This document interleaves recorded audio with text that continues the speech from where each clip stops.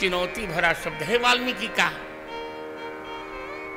कि जहां रामचंद्र जी राजा नहीं है वो राष्ट्र ही नहीं हो सकता। सौभाग्य से हमारे भारत में रामचंद्र जी ने कम से कम, हमने बताया था आपको, लोग झूठ बोलते हैं, उत्तर के लोग भी दक्षिण के लोग भी झूठ बोलते हैं कि राम जी 11,000 वर्ष राजा थे। बिल्कुल गलत बात। व्याकरण का ज्ञान किसी को नहीं, अब बिना व्याकरण के भारतीय संस्कृति का ज्ञान नहीं हो सकता। महर्षि वाल्मीकि खुलकर कह रहे हैं, नंबर नोट कीजिए, वाल्मीकि रामायण बालकांड प्रथम सर्ग श्लोक संख्या 97।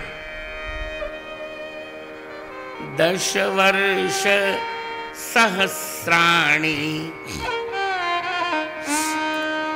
10 वर्ष शतानि च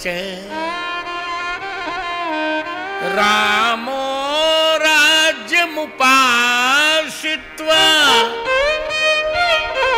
ब्रह्म लोकं गमिष्यति प्रयास्यति। महर्षि वाल्मीकि से नारद जी कहते हैं कि 10 वर्ष सहस्राणि, देखिए संस्कृत में 10,000 एक वचन का वाचक है। 10 वर्ष सहस्रम माने 10,000 वर्ष, और जब बहुवचन कर दिया 10 वर्ष सहस्राणि तो 3 गुना, 10 का 3 गुना हो गया, माने 30,000 वर्ष। और 10 वर्ष शतानी, 10 भी एक वचन का वाचक है तो उसका भी 3 गुना किया, 3,000 और जोड़ दो, 33,000 वर्ष।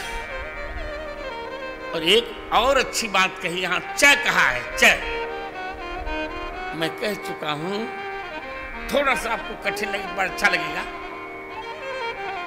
हमारे भारतीय साहित्य में ध्वनि काव्य की आत्मा होती है। काव्य स्यात्मा ध्वनि रीति बुधैर्य समामनाथ पूर्व।